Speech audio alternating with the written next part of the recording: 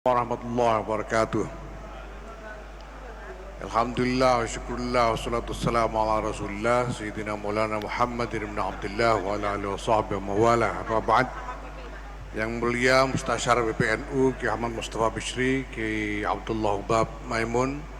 Yang mulia Rois Suriah PPNU Kiai Anik Muhammadun, Kiai Mu'ad Tahir. Yang mulia Rois Suriah PPNU Jawa Tengah Kiai Ubaidullah Sodaqah. Yang saya hormati Khatib Am dan jajaran PPNU yang hadir. Yang saya hormati Pak Pejabat Gubernur, Forkompinda, Pak Pangdam, Pak Kapolda yang mewakili, Pak Wamentan, dan semua yang tadi sudah disebut oleh pembicara-pembicara sebelumnya. Yang saya hormati Pak Rektor, dan yang saya hormati hadirin para pengurus dan kader-kader Nahdlatul Ulama se-Jawa Tengah. Alhamdulillah, saya ingin menyebut atau menegaskan satu yang istimewa. Ini seorang wakil Rois Suriah PPNU Jawa Tengah yang satu-satunya yang kendel, Kiai Halwani. Ya, semoga semakin wani beliau.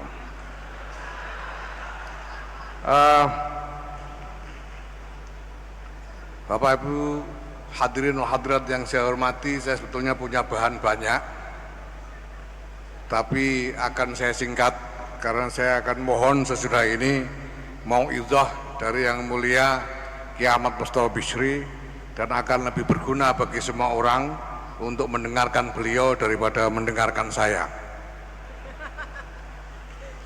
Dan saya hanya ingin menyampaikan beberapa hal yang mendasar, diskusinya nanti saja sudah ini,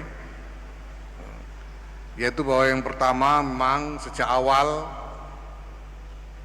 saya bersama teman-teman PPNU telah mencanangkan agenda-agenda strategi yang sangat mendasar, yang kalau disarikan itu mencakup dua matra agenda besar, yaitu repositioning dan konsolidasi. Repositioning itu artinya menata kembali kedudukan NU, baik kedudukan NU sebagai satu kesatuan di tengah berbagai macam elemen masyarakat yang lain, maupun kedudukan dari berbagai macam komponen di dalam NU itu sendiri satu sama lain. Saya bersama teman-teman PPNU sowan kepada Mustasyar Ki Ahmad Mustafa Bishri dan mohon pesan beliau, wasiat beliau kepada kami. Dan beliau mengatakan NU harus berada di atas negara. Ini pesan dari Mustasyar PPNU, dan itu artinya bahwa NU harus mendudukkan kepentingannya, mengatasi berbagai macam kepentingan parsial yang ada di negara ini,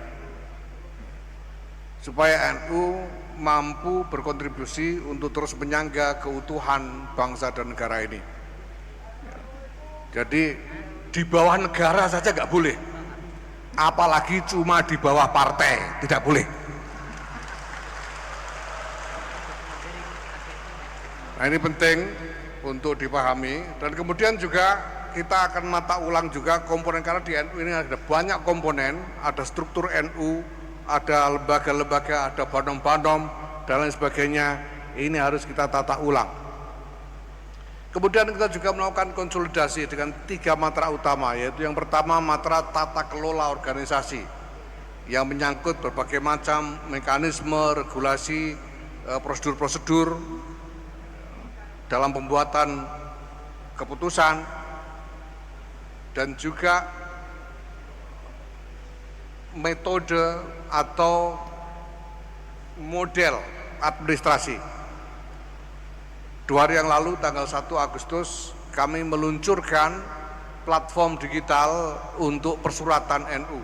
Jadi PPNU ini sedang membangun satu platform digital yang akan menjadi platform raksasa untuk semua urusan terkait dengan NU. Semuanya akan ditampung dalam satu platform digital. Platform digital itu pokoknya yang nyunyuk HP itu loh, platform digital itu. Ya.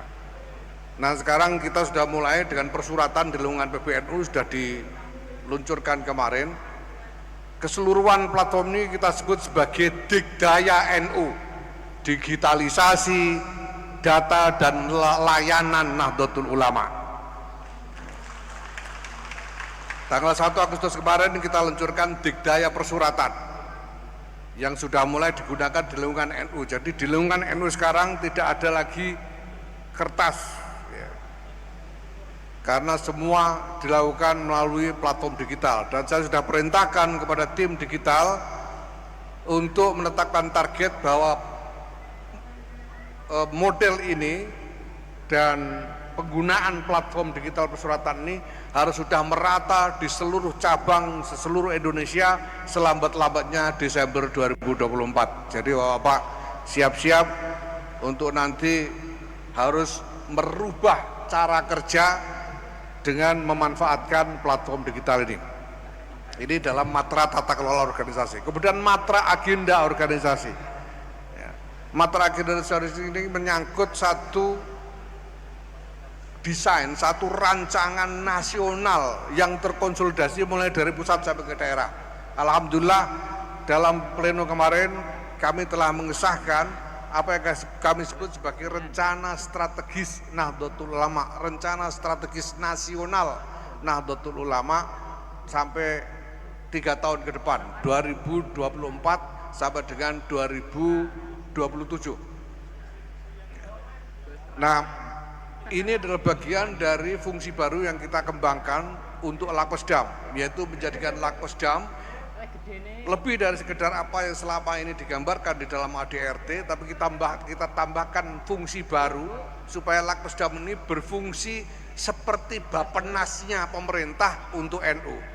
Jadi kita sekarang punya Bappennu, Badan Perencanaan Pembangunan Nasional Nahdlatul Ulama yang dilaksanakan oleh Lakposdam. Dan sudah jadi renstra nasionalnya. Kemarin baru tadi malam saya membuka Konferwil PWNU Jawa Timur, dan sebelum itu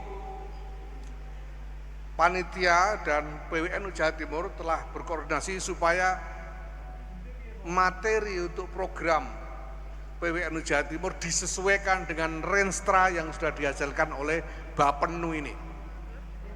Maka sudah ini perintah saya yang pertama kepada PWNU Jawa Tengah, saya minta untuk segera berkoordinasi dengan Lakposdam PBNU untuk merancang bagaimana menurunkan renstra nasional itu menjadi renstra provinsi, dan kemudian dibahas di dalam Rakerwil PWNU Jawa Tengah.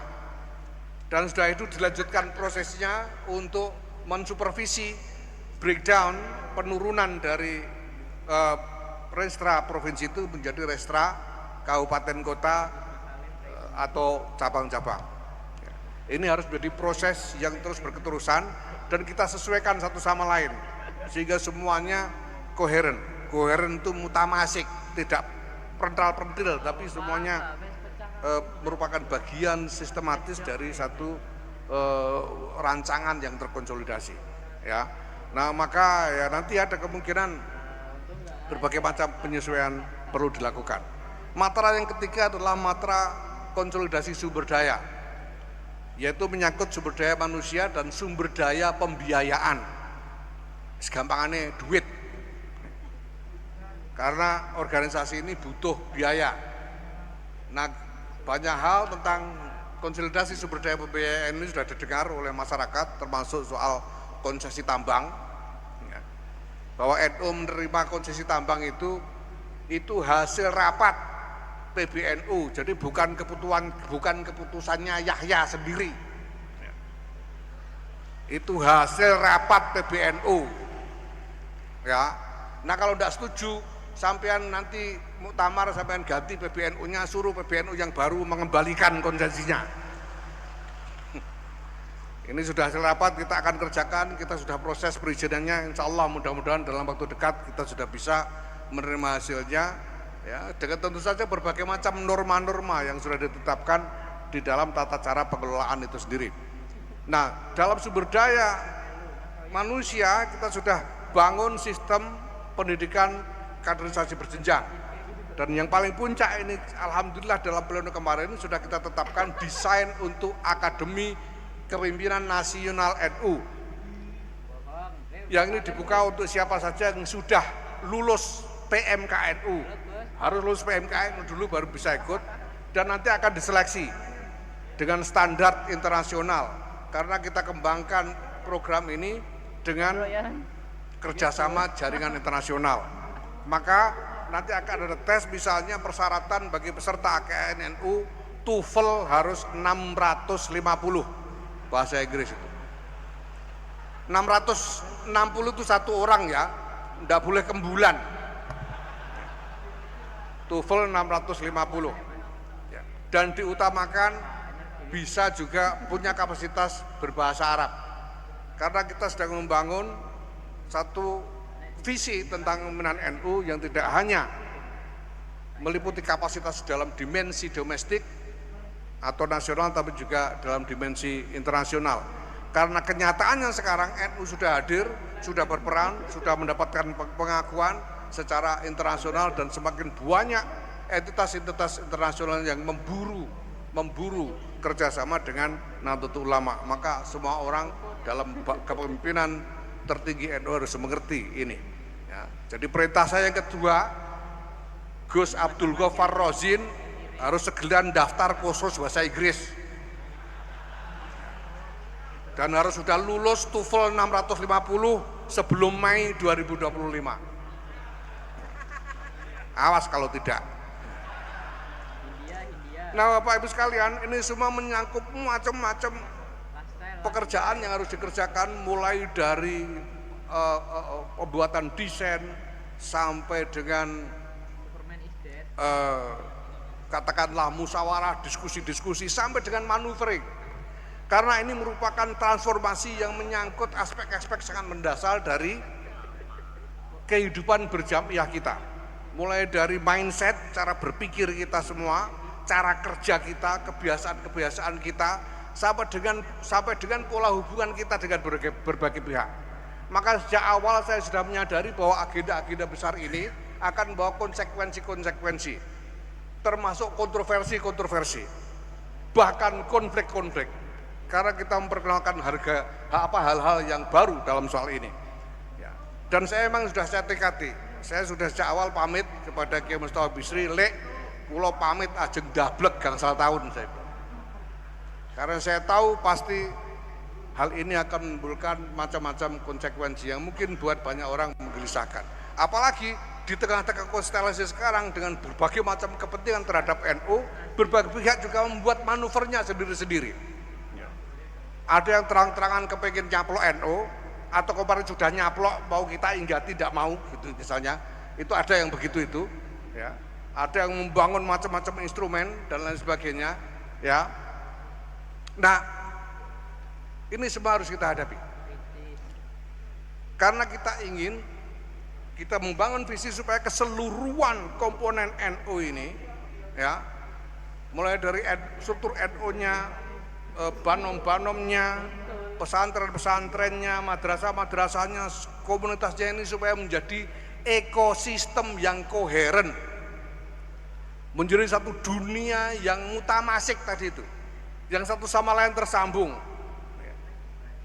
Ya, nah alhamdulillah sekarang banom-banom semuanya sudah mutamasik bersama dengan NU, Muslimat, Ansor, Fatayat, Ibnu, PPNU, yang lain-lain seperti kita punya 14 banom itu, alhamdulillah semua, hampir semua sudah mutamasik dengan NU. Ada yang belum, itu nanti kita minta bantuan Kiai Khalwani untuk membangun koherensinya ini. Nah, kita inginkan supaya ke depan nanti NU bisa bergerak sebagai satu kesatuan betul, sebagaimana yang secara sangat eksplisit eh, tegaskan oleh Hadratus Syekh Muhammad Hasyim Asy'ari di dalam Khotimah Qanun Asasinya. Nah, tapi dalam proses itu saya maklumi ketika kemudian ada kontroversi, ada pertentangan macam-macam karena warga ini juga isinya macam-macam. Tapi saya tidak berkecil hati, orang NU itu bisa berbeda sampai begitu keras, tapi tidak akan lepas NU-nya sampai kapanpun. Asal tidak ketemenan, asal tidak keterusan, maka boleh kita ini saling berbeda, ya, tapi jangan keterusan. Jangan memperturutkan impuls atau nafsu untuk saling mencaci maki. Kalau sampean kepengen mencaci maki siapapun, lebih baik sampean arahkan ke saya aja udah. Itu yang pro Ba'alwi mau nyaci maki, yang anti caci maki saya saja. Yang anti Ba'alwi mau nyaci maki, yang pro Ba'alwi saya aja caci maki sudah. Sebab kalau sampean mencaci maki sama sampean, itu nanti balas-balasan mangkel nggak selesai-selesai. Kalau sampean caci maki saya nyatakan saya tidak akan balas. Jadi saya sampai tidak akan tambah mangkelnya. Nah ini semua saya harapkan ya apa boleh buat, karena resiko yang memang sudah kita perkirakan sejak awal akan banyak hal nanti seperti ini berkembang, tapi apa boleh buat. Dan ya kita semua bersadar kepada Allah Subhanahu wa taala, mudah-mudahan semua ini bisa kita lewati dengan baik dan hal-hal baik yang menjadi maksud kita, maksud baik kita semuanya bisa tercapai dengan sebaik-baiknya. La haula wala quwwata illa billahil aliyil azim. Wallahul muwaffiq ila aqwamit thoriq. Assalamualaikum warahmatullahi wabarakatuh.